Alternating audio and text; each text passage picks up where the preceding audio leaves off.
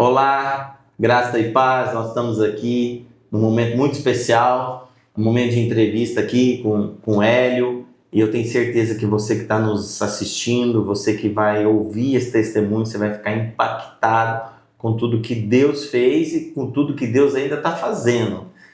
Boa tarde, Hélio, tudo bem? Boa tarde, tudo bem, graças a Deus. Ótimo, ótimo. Hélio, me fala, quem é o Hélio antes de tudo, né? Me fala um pouco do Hélio. O Hélio é natural de Vazante, minha família é toda do município de Vazante, e a pessoa que conheceu Jesus Cristo no ano de 1990. Com quantos anos? Com 20 anos. Com 20 anos, era um jovem. Era um jovem. Sonhador. Muito, muito sonhador. E a minha vida é uma vida assim, ela começou uma vida assim um pouco difícil, né? Porque eu sou filho de pai separado e a infância não foi nada fácil.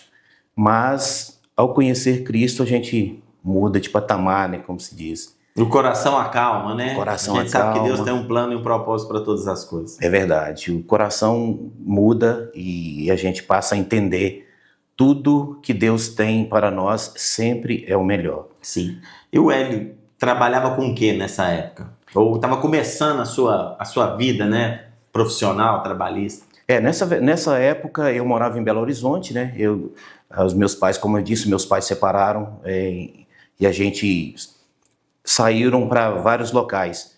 Eu tornei assim, diferente, fiquei com meus tios uma época e depois segui para Belo Horizonte. Aí, em Belo Horizonte, eu conheci a minha esposa, né, que é a minha, hoje que está comigo aí. Dona Gisele. Dona Gisele está comigo aí há... Um abraço para ela. 33 anos, né, de casados. Aleluia.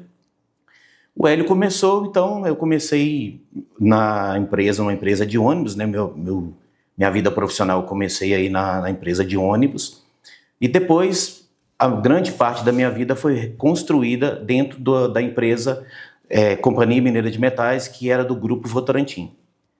E aí a história começou mesmo a partir daí. Hoje eu sou um profissional da área do seguro, né? Mas tudo iniciou na época, em 1990, na cidade de Belo Horizonte, onde tudo iniciou o Hélio profissional. Ótimo. Eu também tinha, a gente é quase da mesma idade, né? Em 1990 eu tinha 19 anos. Hélio, você contou pra gente já, a gente teve a oportunidade de ouvir seu testemunho, né? Que você foi acometido de um câncer da noite pro dia, né?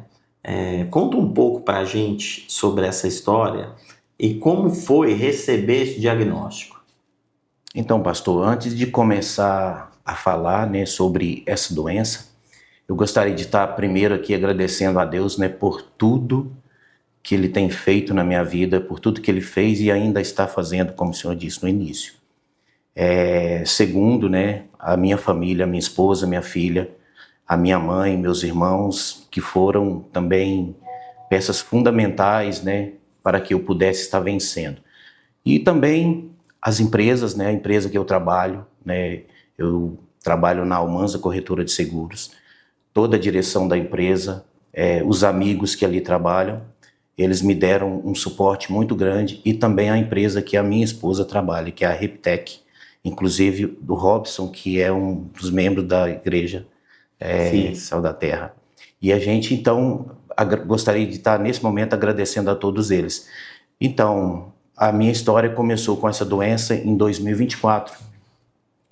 Eu não estava entendendo muito bem umas dores que eu tinha. Eu tive um acidente de trabalho há muitos anos e até pensei na época que era efeito ainda desse acidente que eu tive no ano de 97. E comecei a sentir muitas dores. Eu sempre fui uma pessoa que gosta muito de praticar esporte. Eu sempre joguei futebol, andava de bicicleta, eu cheguei a pedalar 70 km todos os dias. Então gostava muito de esporte. E um dia, fazendo exercício na academia, eu senti uma dor muito forte do lado direito.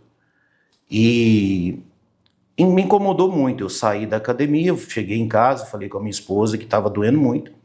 E a gente tem aquela mania de se auto-se-medicar, né? Comecei a tomar uns anti-inflamatórios, algumas coisas, e não passava.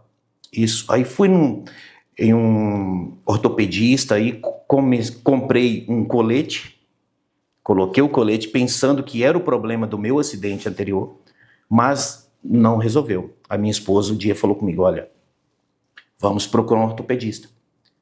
Aí eu procurei um ortopedista no Hospital Santa Genoveva, aí ele pediu uma tomografia, eu fiz a tomografia.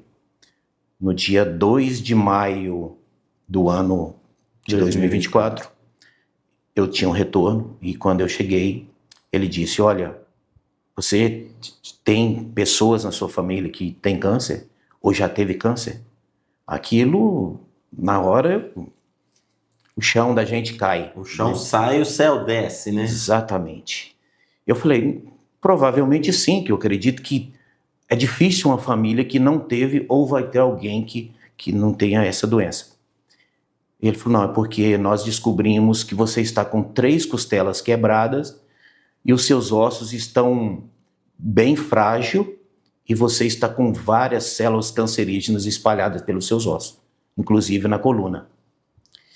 Aí, assim, eu não sei como é que eu consegui sair do hospital. Eu estava com a minha esposa, eu lembro que a gente saiu e, assim, a dor era muito grande, muito grande. E ela me abraçou e falou, olha, eu estou com você, eu quero que você lute, desde o que for, seja o que for, você promete que você não vai desistir, você vai lutar. E aí ele já me encaminhou para um oncologista lá da Oncoclínica, que é ali perto do Parque do Sabiá. E eu fui, e foi uma consulta assim, ele indicou pressa mesmo para a gente poder descobrir. Aí eu passei por um monte de exames, todo tipo de exames, e não conseguia descobrir de onde que estava vindo essas células.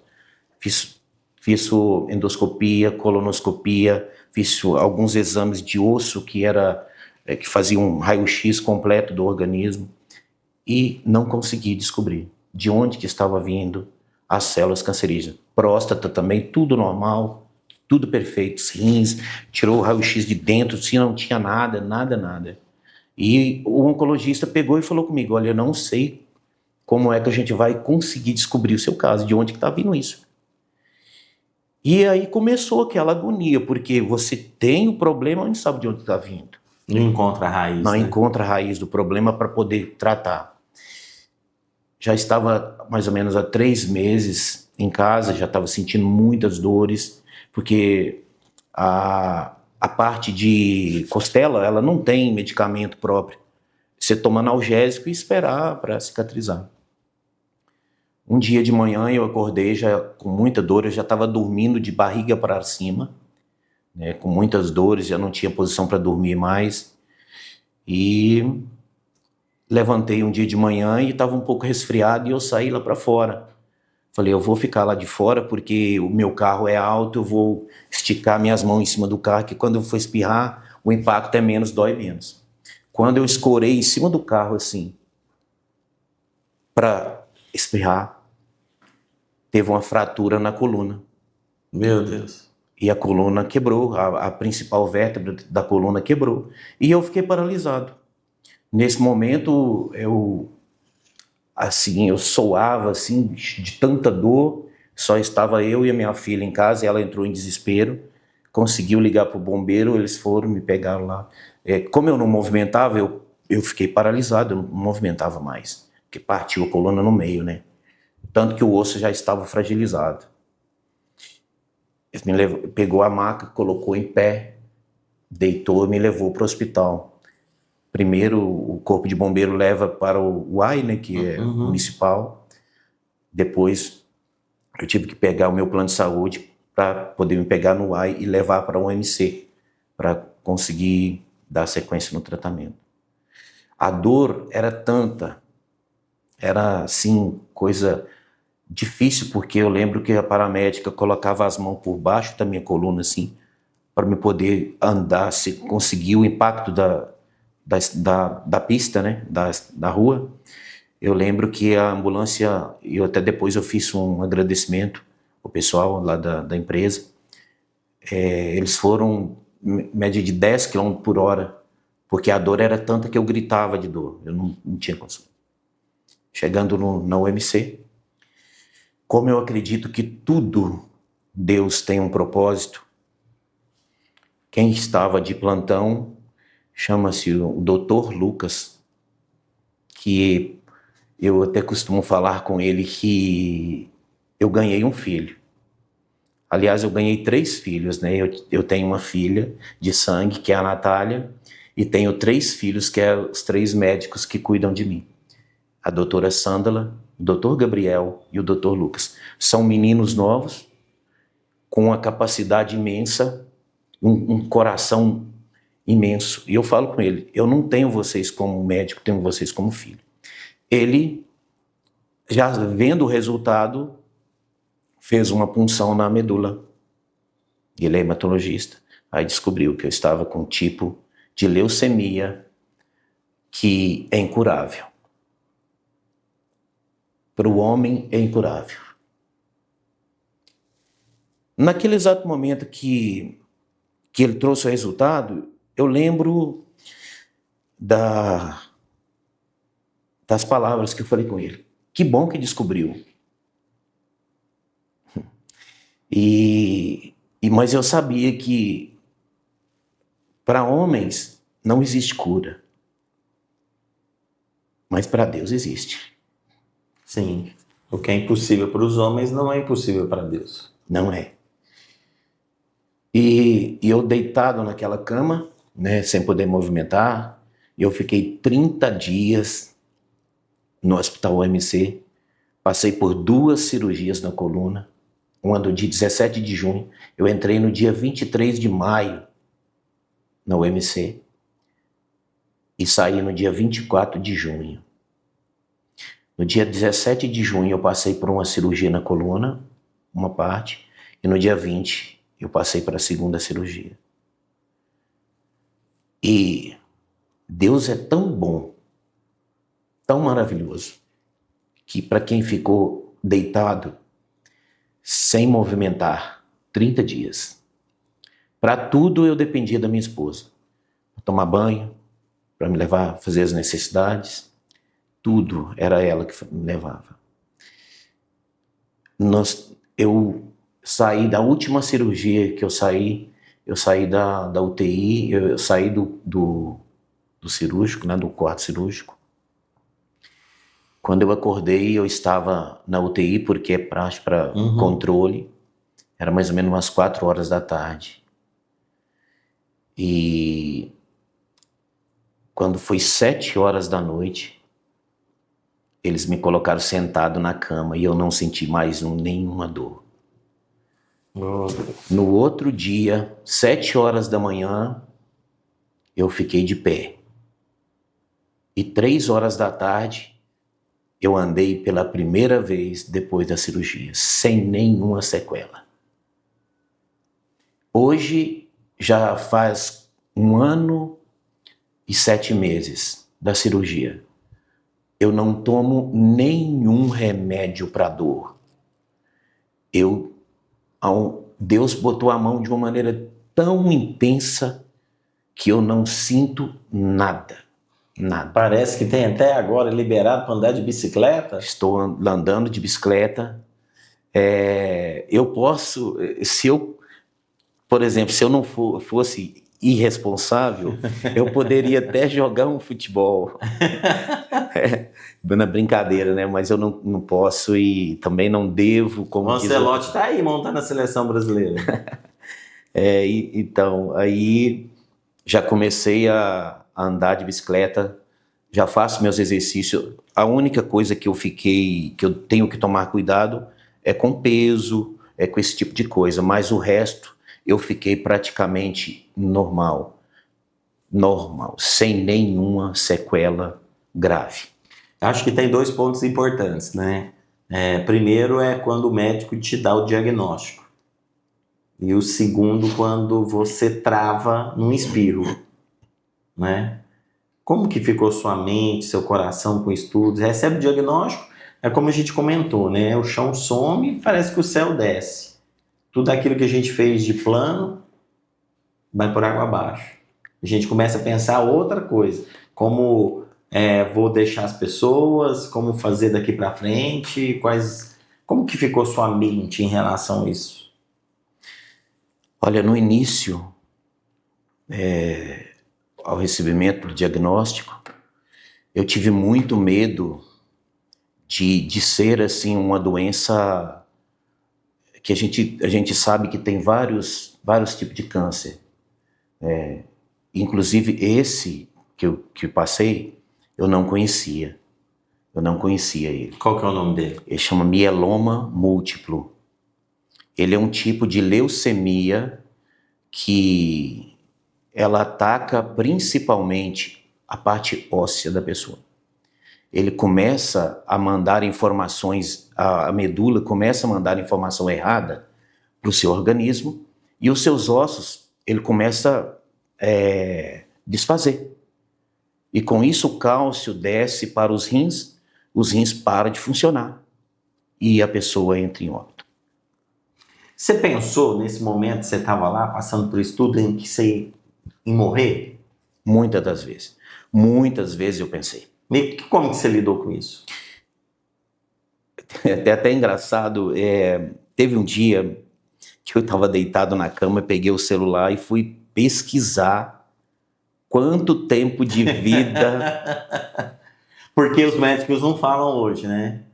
Porque quebra a humanização. Mesmo que eles saibam, eles não falam. Apesar que o diagnóstico hoje e o tratamento contra o câncer evoluiu bastante. Eu descobri essa semana que existe médico de dores. Eu não sabia disso? Eu conheço.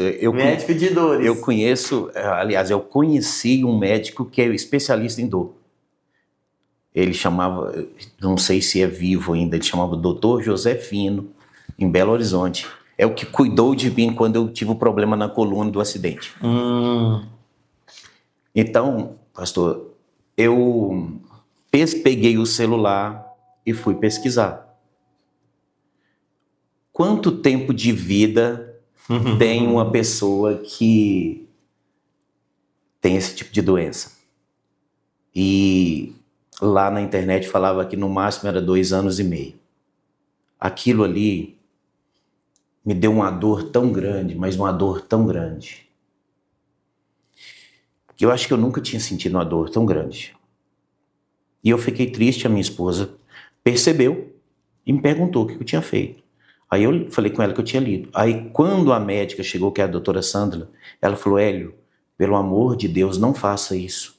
A internet, ela tem o poder de ajudar, mas ela tem o poder de destruir a pessoa. Cada caso é um caso. Cada organismo responde de uma maneira. Então, ali é simplesmente dados. Isso não quer dizer que o seu tratamento não vai dar certo e que o seu tratamento também, você vai viver só isso porque o tratamento não deu certo. Ela falou assim: tudo que você precisar saber sobre a doença, procure a gente vai conversar com você. E desse dia para cá, eu não olhei mais. Por quê? Porque eu foquei no meu tratamento. A primeira vez que eu cheguei na clínica, tinha uma senhora e ela falou comigo assim: qual que é o seu problema, meu filho? Eu falei: olha, eu descobri um tipo de câncer que eu vou começar um tratamento. Ela falou assim: eu vou te dar um conselho. Você está vendo aqui meus cabelos começando a crescer. Eu falei: pois é, eu estou vendo. Falei: eu terminei o meu tratamento. Meus cabelos já estão crescendo e eu já estou curada. O que eu tenho para falar para você é o seguinte: foca em Deus primeiramente e depois no seu tratamento. Esquece a doença. Foca no seu tratamento. Vive a vida. Vive a vida, que aí você vai ter sucesso. Aí foi isso que eu fiz. E graças a Deus, o meu organismo respondeu muito bem. todas as drogas que foram colocadas, né, dentro do tratamento. O meu organismo, para ter uma ideia, ele faz parte, são 6 meses para até o organismo responder e você ficar apto para fazer o transplante de medula. Eles colocaram, o Dr. Lucas falou comigo, que eles colocaram a carga máxima em cima do meu organismo, porque viu que o meu organismo respondia bem. E com 2 meses e meio de tratamento, eu já tinha chegado no objetivo, que era para fazer o transplante. E você chegou a fazer o transplante? Fiz o transplante. Ah, e outra coisa, para quem está me vendo e ouvindo. Deus foi tão misericordioso comigo que Ele permitiu que eu passasse por essa doença, que teoricamente é uma doença difícil porque eu não conhecia e muitas pessoas não conhecem essa doença. Mas é uma doença controlável. Como se fosse assim uma doença, uma pressão alta, uma diabetes. Ela tem um controle. E graças a isso, graças àquilo que o senhor falou, o desenvolvimento, os estudos, é uma doença que tem muitos recursos. Então até nisso Deus foi misericordioso comigo. E o mais importante que eu acho que tem que ser falado aqui, o transplante de medula dessa doença, que graças a Deus eu passei, o doador sou eu mesmo. Chama-se doador autólogo. Retira a sua célula-tronco, a necessidade exata que precisa do transplante. Após a doença ser controlada, você faz a internação, aí aplica em você 2 quimioterapias pesadas para limpar o seu organismo, apagar o seu sistema imunológico, coloca a célula-tronco em você de novo e faz uma nova medula dela.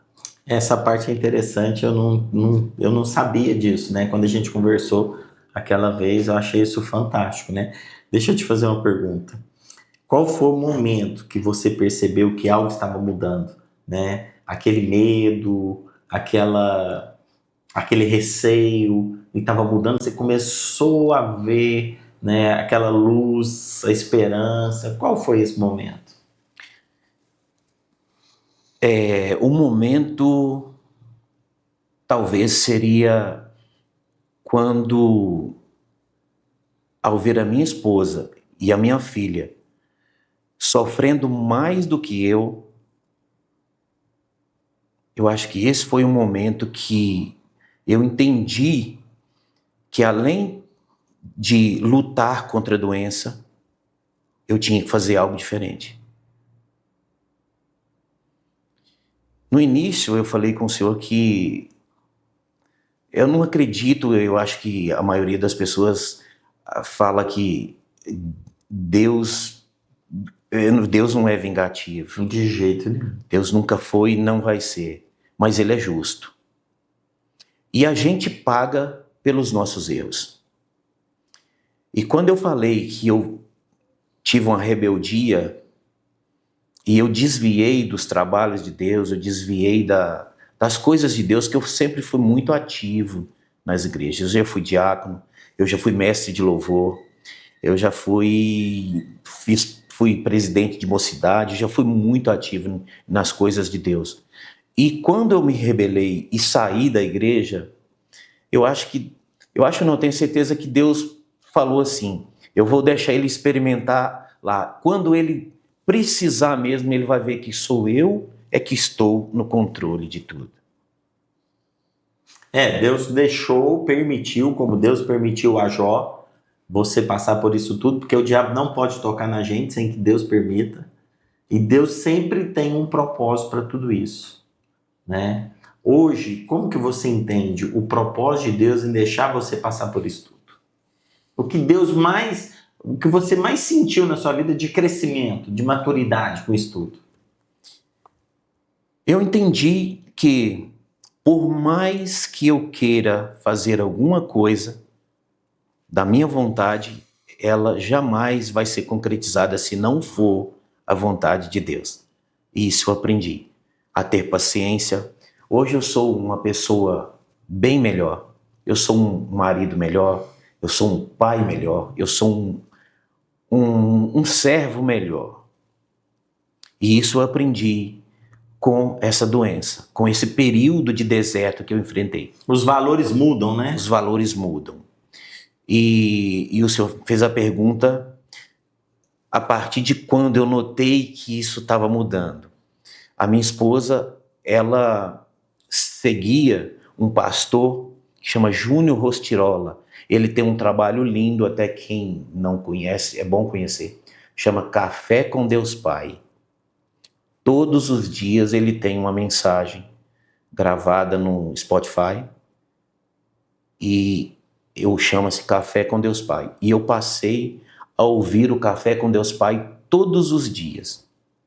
E cada dia que eu escutava a mensagem dele, eu ganhava uma força nova e ganhava uma, assim, um ânimo, uma esperança. Ânimo diferente, uma esperança diferente. E eu tenho certeza, a partir do momento que eu comecei a entender, estudar a palavra de Deus, ouvir a palavra de Deus, tudo mudou. Tudo mudou.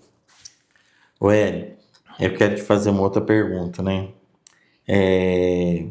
Como você se vê, né? Você acabou de falar que tudo mudou, mas como você se vê depois disso tudo e depois do médico chegar para falar assim para você, Hélio, você está curado?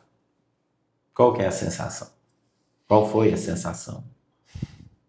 Olha, a sensação não dá para... É indescritível quase, né? O dia que eu fiz o resultado, que eu fiz o exame, eu peguei o resultado, que eu vi que a minha medula não tinha mais nenhum sinal da doença, eu não sabia se eu pulava, se eu gritava. Se pula a coluna! Então, assim, foi uma coisa que tenho certeza que mudou muito, foi a gratidão. A primeira coisa que eu fiz foi falar com Deus, Senhor, obrigado, venci. Não pelos meus méritos, sim, mas pela sua graça, né, pelo poder de Deus, eu consegui vencer. Hoje eu estou na fase de manutenção, né? Por ser uma doença de sangue, todo mês eu tenho que fazer exames. E todo mês eu não vou falar que eu fico tenso, que eu fico.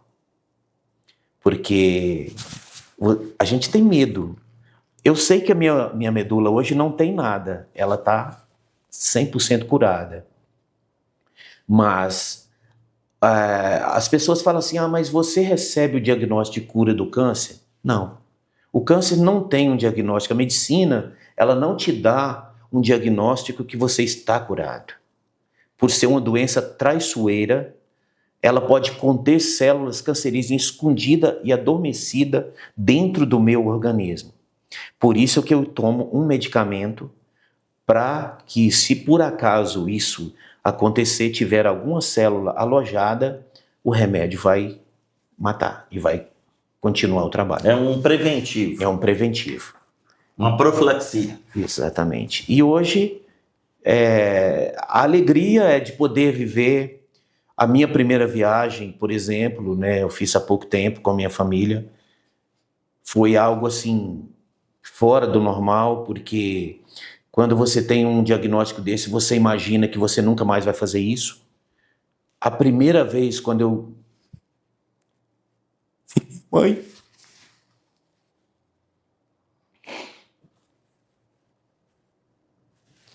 Quando eu abracei minha mãe,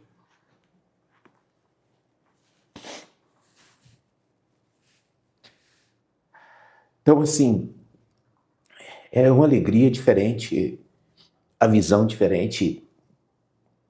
Então assim, é algo que não dá para explicar, não dá. A gente pode falar categoricamente que o Hélio é muito melhor, muito mais forte de tudo isso.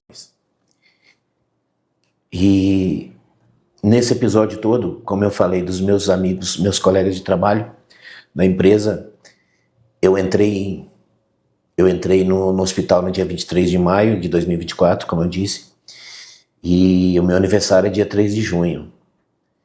No dia 3 de junho, eu recebi algo que até hoje me impacta, né? Me dá motivação e me traz muita alegria.